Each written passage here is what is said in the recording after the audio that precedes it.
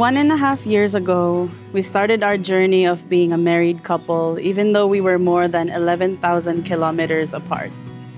In these 1.5 years, sobrang dami kong natutunan at dito ko napatunayan na Satan hates marriage and unity.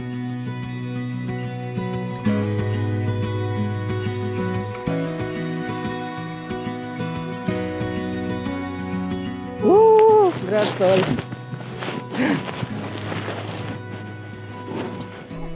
At ito ang aking pinakamagandang... Totoo ang sinasabi ng iba na tumataba ka na kapag nasa tamang tao ka na. At yun ang napipil ko ngayon sa'yo. At ikaw yun.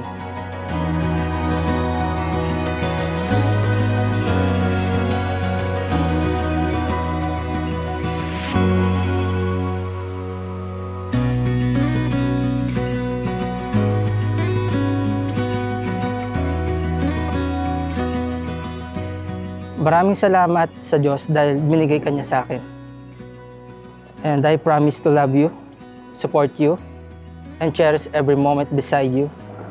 Sasamahan ka sa hirap at ginhawa. And I promise to spend the rest of my life making you happy. And I hope you as well. Mahal na mahal kita, yam-yam ko. Message ko lang sa anak ko, bilang isang mag-asawa, dapat lagi nakasintay sa God sa inyo sa pagsasama nyo.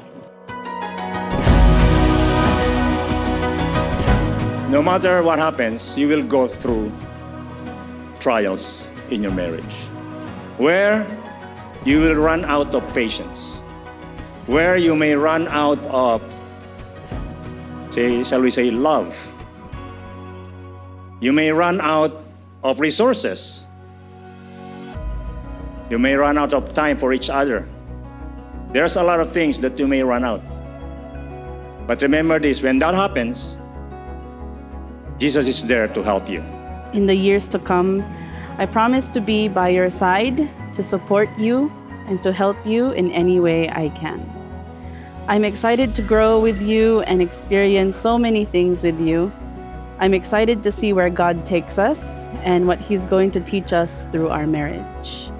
I'm excited because I get to keep loving you, and I pray that our love will be a reflection of God's love.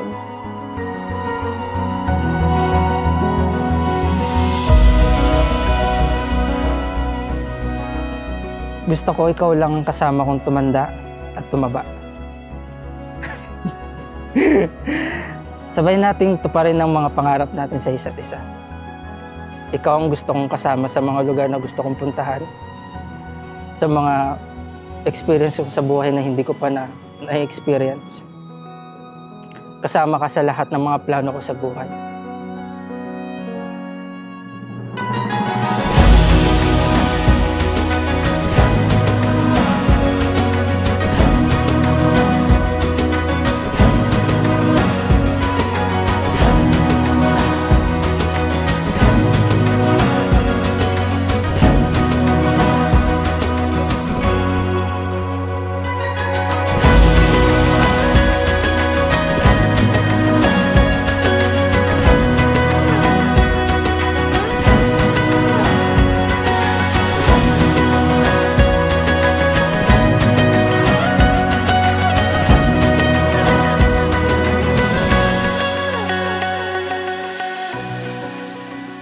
From the moment that we got married, the enemy had declared war.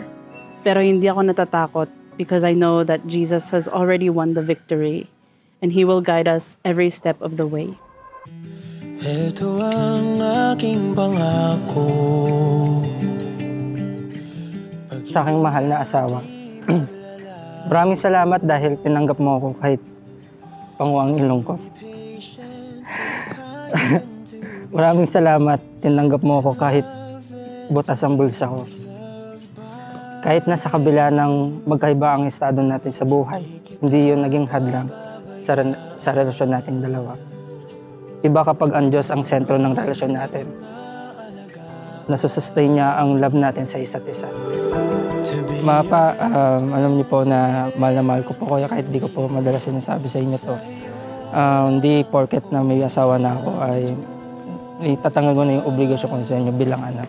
Handa na ikaw ay magkasama sa hirap at Ito para sa pinaka-best friend ko. Pero sa kuya ko.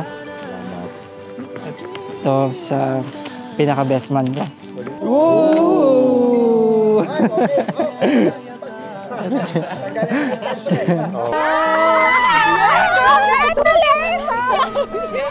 Ika'y kapiling, sigurado na ako sa'yo. My travel buddy, my food trip buddy, my best friend, and my husband. Salamat dahil lagi mo akong pinapatawa.